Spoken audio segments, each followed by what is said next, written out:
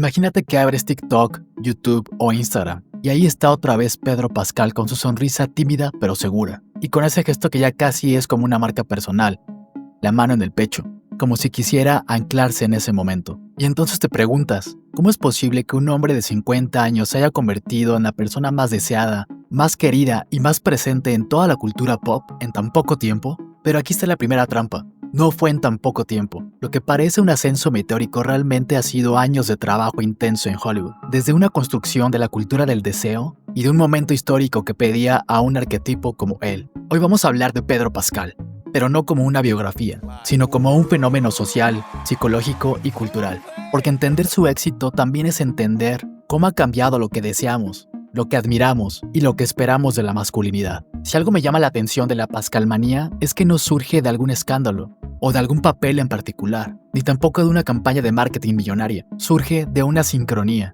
El tipo de hombre que Pedro Pascal proyecta coincidió con un vacío emocional colectivo. Por ejemplo, venimos de décadas de machos alfa en la ficción, tipos duros, inalcanzables, emocionalmente cerrados. Y así el público, sobre todo el femenino, pero no solo ellas, comenzaron a querer algo diferente. Seguridad, claro, pero también cuidado.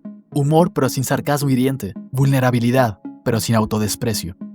Y así la cultura pop y Hollywood dijo, eso es lo que estábamos buscando, pero no sabíamos cómo pedirlo. En los años 70, Laura Mulvey habló del concepto del male gaze. Y esto quiere decir cómo la cultura pop, el cine, la música, las películas, están construidas desde la mirada masculina heterosexual, donde la mujer es un objeto y el hombre el sujeto. Y así ahora tenemos el female gaze, que no solamente es la contraparte, sino un cambio de perspectiva. No se trata ahora solo de mirar cuerpos, sino de mirar experiencias. No de consumir al otro, sino de conectar con él. Y sí, Pedro Pascal encaja con el female gaze a la perfección. No solo porque ha interpretado personajes como Joel en The Last of Us o el Mandalorian, que ambos protegen sin dominar, sino porque también fuera de la pantalla mantiene ese aspecto y esa ilusión de cercanía y respeto.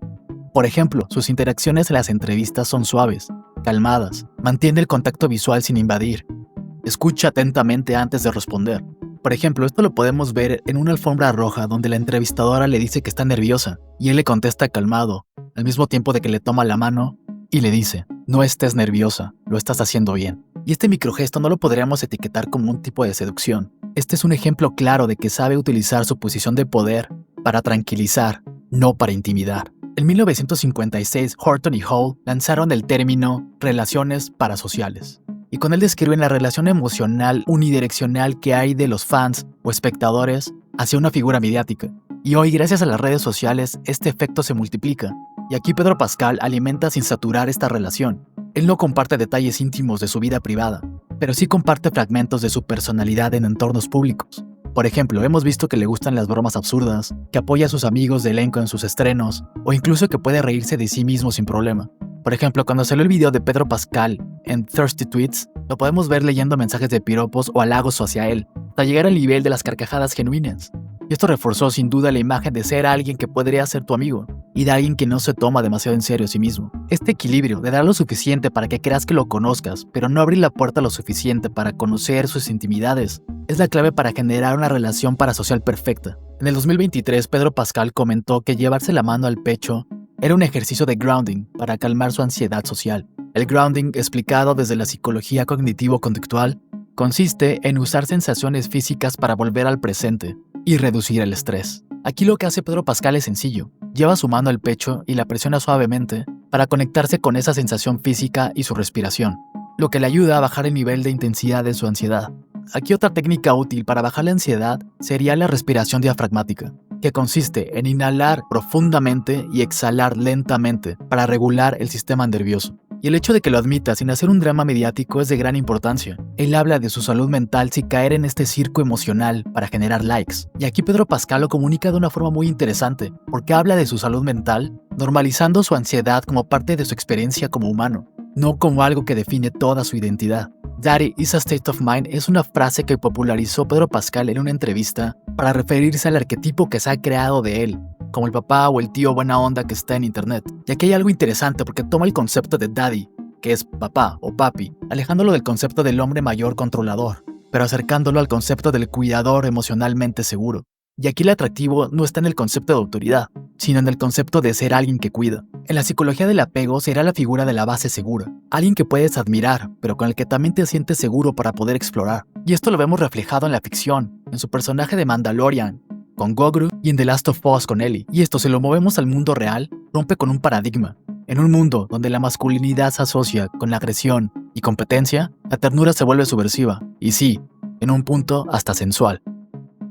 Pareciera que Pedro Pascal un día no estaba y el otro día ya lo teníamos en todos lados. Pero la realidad es que lleva más de 20 años trabajando en la industria. Desde Buffy la cazadora de vampiros, pasando por The Good Wife, Game of Thrones o incluso Narcos. Su boom espontáneo fue más un efecto de calendario en sí. The Mandalorian y The Last of Us coincidieron en tiempo, y los dos fueron éxitos globales. Y obviamente este tipo de fenómenos globales trae consigo campañas de marketing enormes, y su personalidad encajaba en el momento en el que estábamos viviendo hoy, dándonos la ilusión de un ascenso meteórico. Y esto es importante recalcarlo porque nos recuerda que la fama instantánea muchas veces es simplemente el reflejo de años de trabajo. Aquí tenemos algo interesante, la diferencia en cómo lo perciben las mujeres y cómo lo perciben los hombres. Para muchas mujeres, Pedro Pascal representa un tipo de masculinidad que se siente segura. No infantiliza, no ridiculiza, no compite por la atención. Se presenta como un amigo que genera confianza. Y entre hombres esta percepción es variada.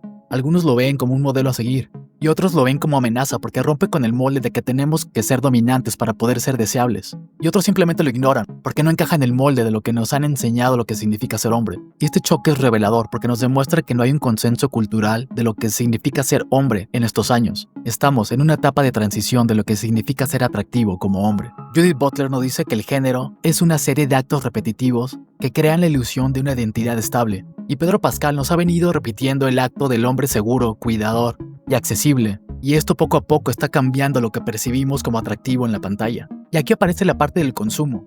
Y sí, podemos decir que el mercado moldea nuestras acciones. La industria vio que este tipo de masculinidad vende, y lo aprovechó. Lo puso en pantalla, lo puso en portadas, lo vistió de Prada, lo sentó en el centro de las películas. Y esto no invalida su autenticidad, simplemente nos recuerda que la vulnerabilidad también se puede empaquetar y vender. Erving Goffman habla del backstage y del frontstage, que es la diferencia entre lo que queremos mostrar y lo que ocultamos. Y Pedro Pascal nos da esa ilusión, en su forma de ser, de que creemos conocerlo. Bell Hooks nos dice que el amor verdadero es una práctica ética, de cuidado, respeto y responsabilidad. Y si unimos aquí el significado del amor verdadero hacia la transición de las nuevas masculinidades, Pedro Pascal encaja a la perfección. Para una generación que valora la inteligencia emocional tanto como el aspecto físico, Pedro Pascal tampoco oculta sus raíces chilenas. Intensifica su acento cuando tiene que hacerlo. Habla de su país en entrevistas, y esto contribuye a una autenticidad que conecta con sus audiencias latinas. Y en un contexto como el que estamos viviendo hoy, donde los latinos luchan por más visibilidad, Pedro Pascal rompe con este estereotipo del macho latinoamericano. Desde The Last of Us o The Mandalorian, Pedro Pascal ha encarnado el arquetipo del protector, pero también lo ha hecho fuera de pantalla cuando ayuda a sus compañeros de elenco, cuando los toma de las manos, y también cuando ha recibido públicamente esa ayuda de sus compañeros. Se muestra como alguien vulnerable. Derrida podría decir que el atractivo de Pedro Pascal no reside en una esencia fija, sino en ese vaivén entre lo serio y lo lúdico, lo público y lo íntimo, lo latino y lo global, que es precisamente que en esta suma de factores nos es imposible etiquetarlo o encasillarlo en un solo relato. Esto es lo que lo ha mantenido presente con diferentes audiencias, y así, su figura cambia dependiendo de quién lo esté mirando. Aquí podremos utilizar una lectura de Zizek sobre el deseo, de cómo el deseo no se satisface con el objeto en sí, sino con el aura que lo rodea. Y Pedro Pascal no solamente atrae a las personas por el efecto de cuidador o de alguien protector, sino por todo el aura que ha generado en sus entrevistas, en sus películas, en sus declaraciones, su forma de vestir.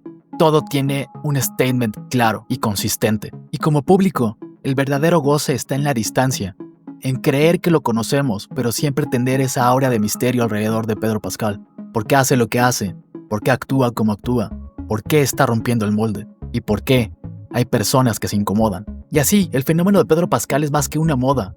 Es un diagnóstico cultural que nos muestra que estamos cansados de la imagen del macho, pero en cambio nos atrae la ternura que no renuncia a su fortaleza. Que el cuidado, lejos de restar atractivo, lo potencializa. Y aquí la verdadera pregunta es si estas acciones las vamos a dejar pasar como una moda o las adoptaremos como una nueva forma de masculinidad. Y bueno, hasta aquí llegó el video de hoy. Cuéntame en los comentarios cómo ves el fenómeno de Pedro Pascal. ¿Te identificas con él o no? Muchas gracias y nos vemos en el siguiente video. Chao.